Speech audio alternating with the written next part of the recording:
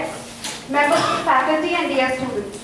I, on behalf of the Finance Forum team, am pleased to present to you Manthan 2014, a budget talk. This initiative has been taken by my team in order to facilitate the students to get an insight into the Union Budget 2014-15 and ask any questions that will help them understand the various aspects of the budget. This is an interactive session, hence a two-way communication between the students and the panelists will be extremely appreciated. The Finance Forum is a collaborative knowledge-sharing platform for the finance enthusiasts of TAPME.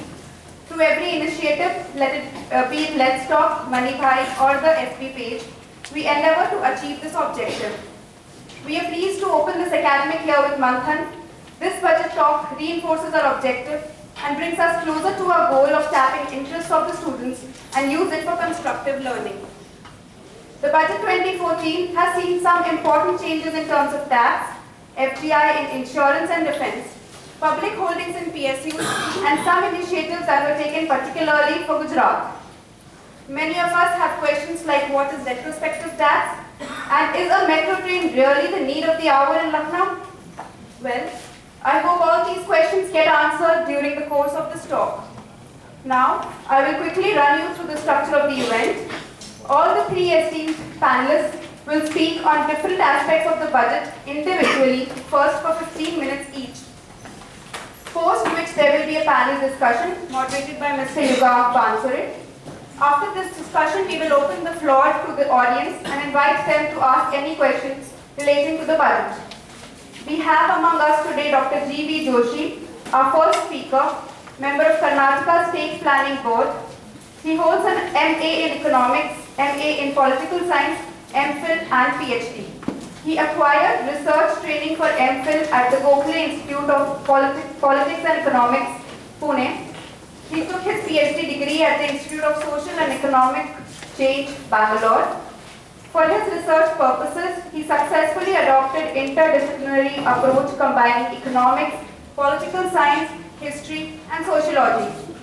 After putting in 26 years of service at Mangalore University as lecturer, reader, and professor, he joined JKSHIM on July 1st, 2009. His area of interest include advanced economic theory, agricultural economics, and banking. He has authored 5 books and edited 6 volumes on themes like agrarian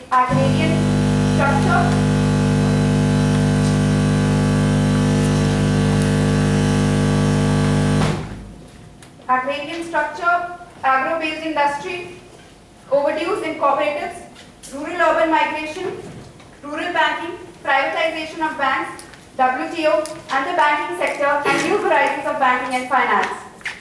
He will be speaking on Union Budget for 2014-15, implications for growth and development. Please give him a big round of applause.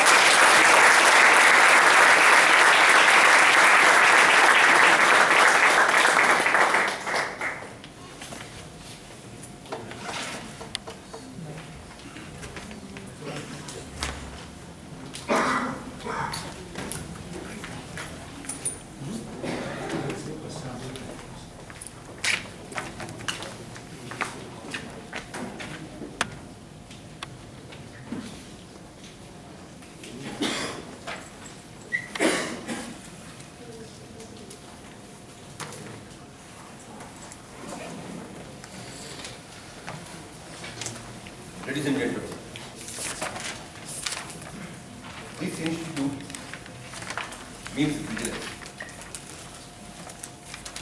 Therefore, thanking you all in brief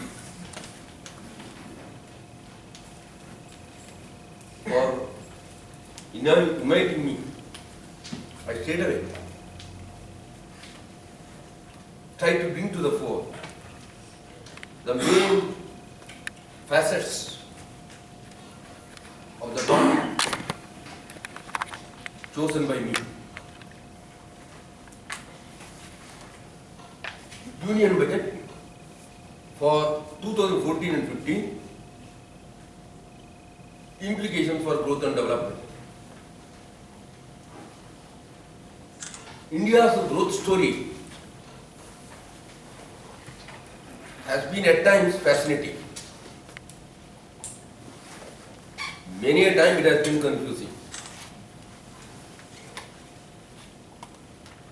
Since we have a budget presented by the immediate successor of Chidambaram,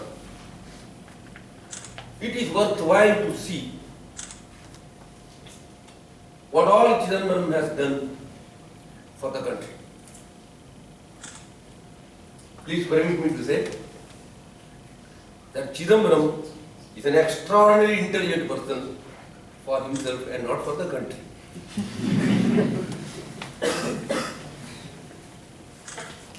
I do remember now the dramatic way in which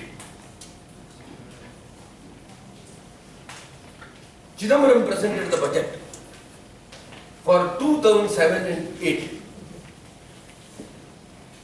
He had a very hilarious move. Those were the days of very high growth rate. By then, the Indian economy had witnessed more than 9% growth. Therefore, while addressing the members of the parliament, in order to deliver his budget speech for 2007 and 8, Chidambaram was different from Chidambaram. He concluded his budget speech by quoting an eminent person, no less an eminent person than Yunus from Bangladesh. He said, faster growth rate alone can solve the problem of poverty. He didn't stop there. He said, there is no other trick to it. Days went on. Budgets after budgets have been presented in this country. While presenting the budget for 2011 and 12, Mukherjee was little helpless when he began by saying that a single budget cannot solve the problems of the country. I don't know whether many budgets can solve the problems of growth and development. Now, Mukherjee is taking rest in the best place for rest, that is Rashtrapati Bhavan. And we have the successor of Chidambaram himself, who has presented a budget which is a little different from the earlier budget. Please note, my dear friends, a big change so far as the political scenario is concerned. One who presented a picture with a lot of political glory for 2007 and 8 was defeated when he had to present the midterm budget. I think you agree with me. On 28th of 2014, while presenting that interim budget, Chidambaram knew that he would not be able to present the budget again. Toward the end of his speech, he was referring to his stay in North Block. A man from South Block speaking about the North Block. Today, in a changed scenario,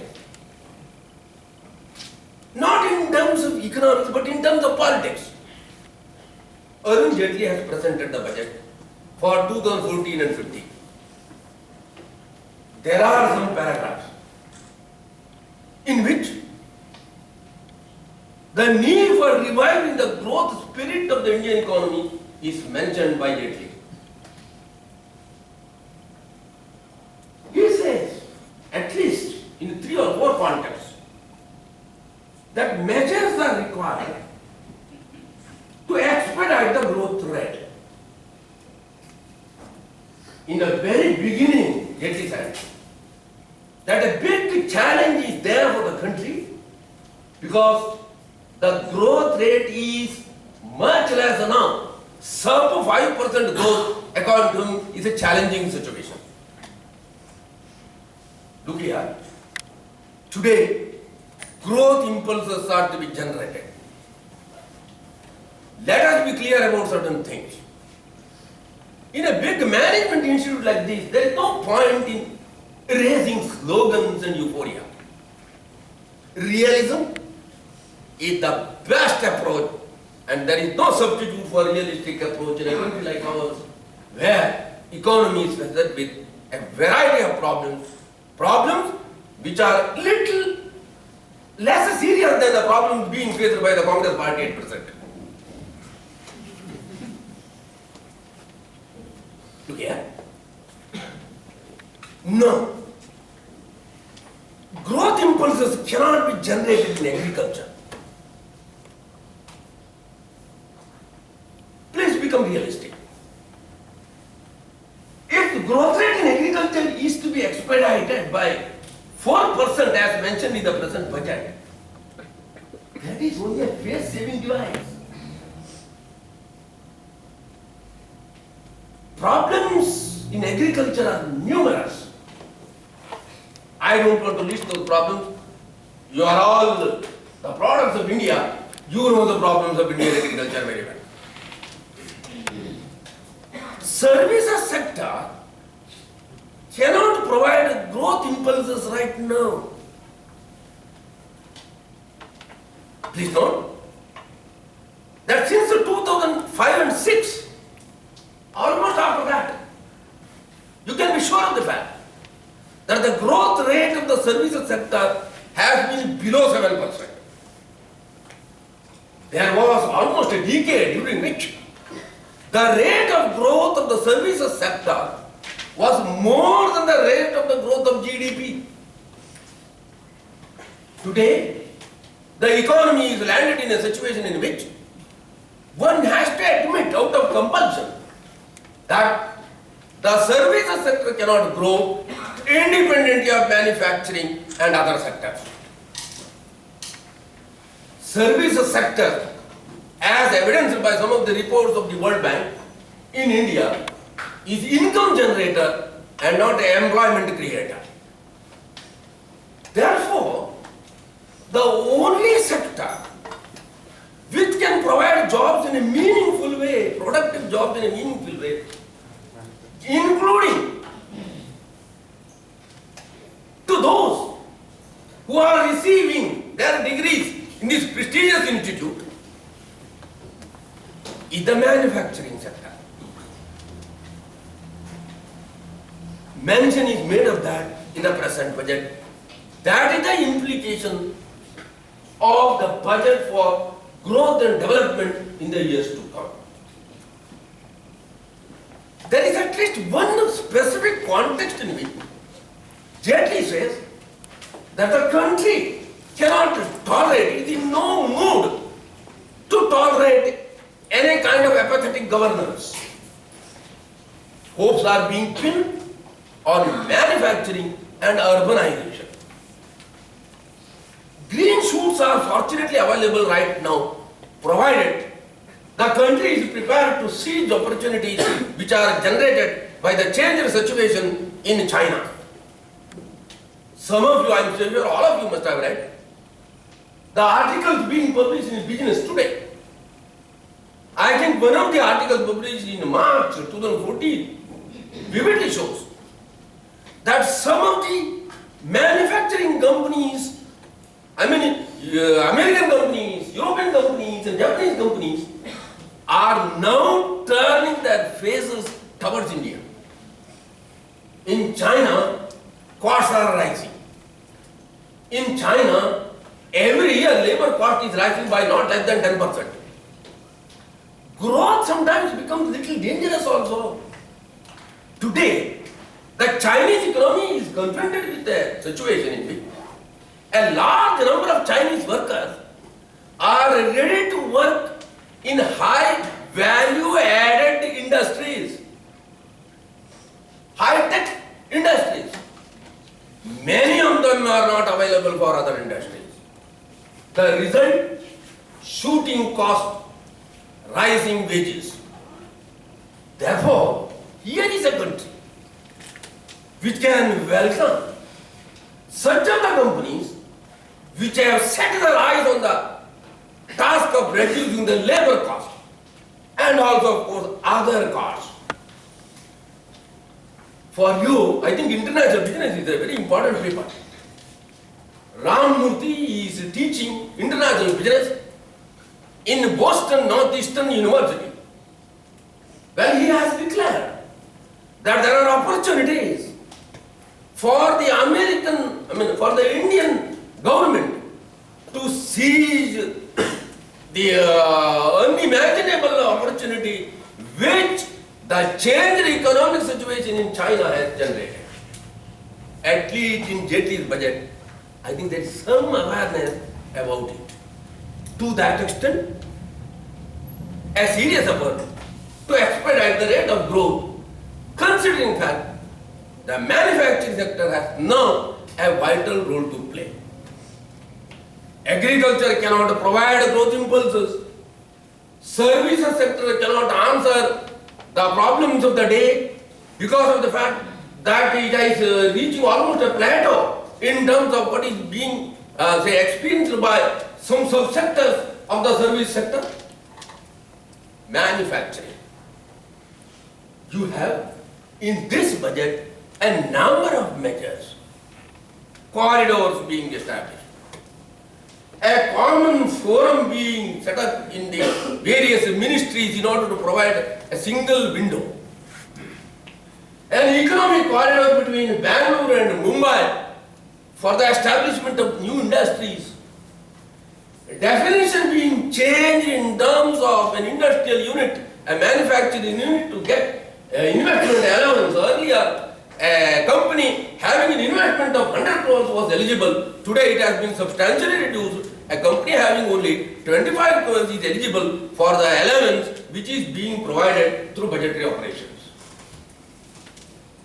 Not only that, well, even customs duty is being reduced substantially in respect of certain items. Power being made available, some infrastructure facilities are being generated, having regard to the challenging task of providing a fillip to the manufacturing sector, which ultimately will become the growth engine for creating jobs. Mention is made in the present budget for the absolute need for generating jobs. These are the some important steps taken by him in order to raise the growth rate to 7 to 8% by 2017 and 18. Today, you have to understand, well, organizers are free to warn me because since I am a teacher by profession, well, I don't know whether I should stop on time. Well, please think that like your teachers, I am also not aware of the time factor. Anyway, you are free to stop me. Now, we have to say that in terms of this, the budget is little realistic. FDI being encouraged to begin with in defense and insurance. You can hope, because he has already said that this is only the first budget being prepared within a short period of 45 days. In the press conference which was there after the budget session was closed, you know, well, on say 10th of this month, 10th? Yeah, 10th July, very good. Well, you know how he said. He answered a question by saying that this is not the only budget, I have 4 more budgets to present. Jaitley is realistic to that extent. FDI being encouraged in other sectors. Mention is made of the need for reviving the special economic zones. Good. He also points out somewhere in his budget, I do remember, that infrastructure is another sector in which growth opportunities should be effectively, say, proliferated. We have to agree with him. He is ready to admit that there are certain other areas, specific areas, like a road construction, where a very big push in the budget, paying of course a deep sense of gratitude to Vajpayee, who is in need of health care. Because you know Vajpayee Arogya Yojana is here in Karnataka. Well, a great man is in need of such yojanas only now. Point is this, these are the positive steps. To that extent, there is realism. You can hope for higher growth rate. Please don't think that everything is right in this present budget. After all, the Indian tradition of populism cannot be sacrificed by Arun Jaitley so easily. That slogan, Sabke Saath, Sabke Vikas, very beautiful to hear, but not for the students of management. That is not so easily possible in a country where the growth rate is so low. I have been telling in my speeches in different occasions that this is a country where inclusive growth should not mean the growth of all sections of the society. That is unrealistic. My dear friends, if the country experiences double-digit growth, you can think of Sarvodaya and inclusive growth meaning the welfare of all sections of the society. If this is the growth rate now, not even 5%, please don't think about Sarvodaya or welfare of all to indicate the dimensions of inclusive growth. If you do that, you are only distributing poverty. You are not distributing the gains of growth. Therefore, well, Arun Jaitley perhaps has not been able to get rid of the populist approach. You see, so many activities, so many programs, where summarily 100 crores are being allotted. You are, say, for building a university 100 crores, for the welfare of the minority sections an additional amount of rupees 100 crores. You have several other programs where uniformly 100 crores are being allotted. This is populism. When populism enters through the doors, I assure you, well, the implication or the impetus on growth goes out of windows. 16 ports being developed. We are well done. But perhaps some of you must have seen my reaction in Hindu published yesterday. No. Port-led development should mean something else now. Building 16 ports, my dear friends, would take at least 4 to 5 years. Existing ports should have been improved.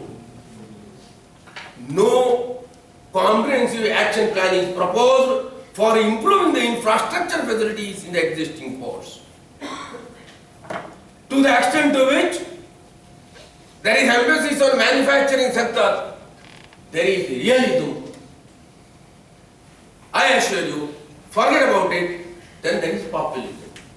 I will be able to answer questions, well, if they are linked to growth and development.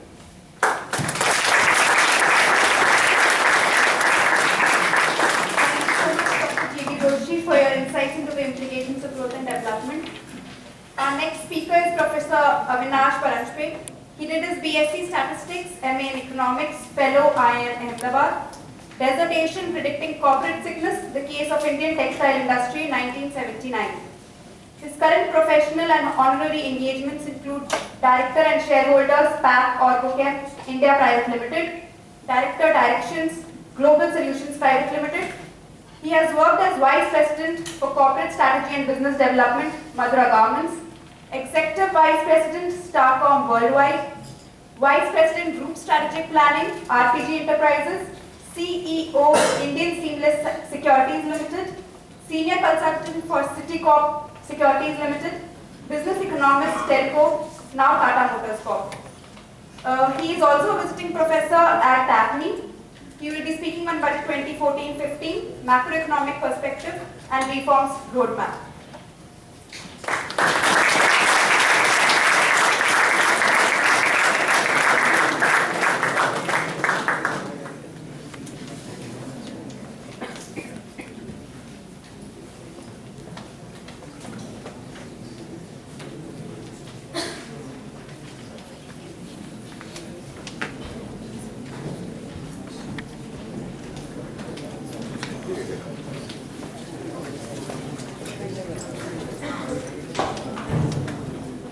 Do I look like a TV anchor? I don't think this works. I'll go there.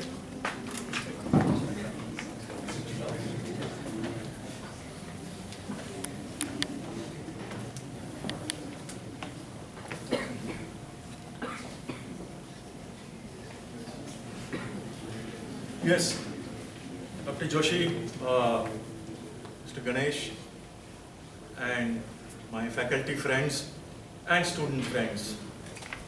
Like Dr. Joshi, I am also a teacher, and I may have had some role in corporate avatar at some point of time. But right now, I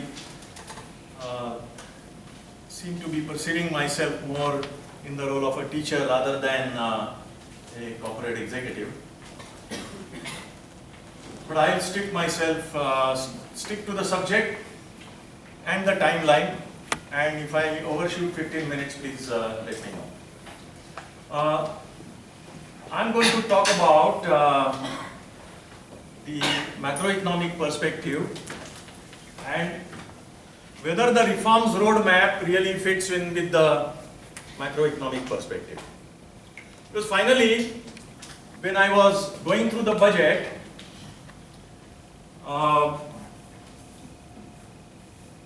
I kept on asking myself a question that, oh my God, this looks really fantastic. Industrial corridor, ACZ, and all the nice initiatives that Dr. Joshi has spoken about very well. And then I said, where is the money going to come from? For all the small little things, he is giving 100 crore, 50 crore, 250 crore. But all these big ticket projects, he seems to be saying PPP. Okay. So I then got an impression that perhaps there is no money.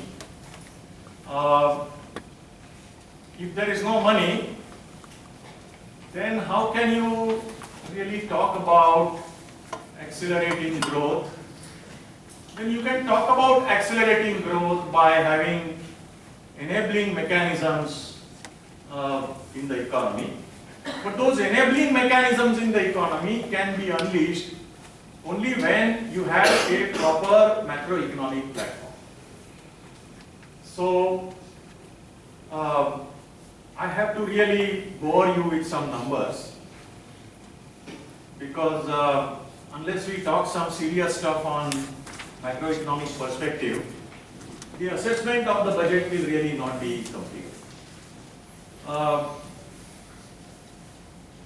So this is where the expectations were. Expectations were running all over the place. From GST to MAT abolition to GAR abolition to, so there was unbounded optimism in the expectations, and this is really a snapshot of what people were expecting. Against these expectations, you have this economic survey pointing really sober notes. It's saying that the way in which fiscal prudence, these two words, fiscal prudence and fiscal consolidation, have been used in the budget speech really several times. I mean, one gets really fed up of looking at those two expressions frequently. But if you really take a look at the numbers and then you try to tie them up with whether fiscal prudence and fiscal consolidation has happened in the desired manner, then one is really not very sure whether that's likely to happen. So let's look at current macroeconomic situation. Current macroeconomic situation is a combination of twin deficit. That is, there is a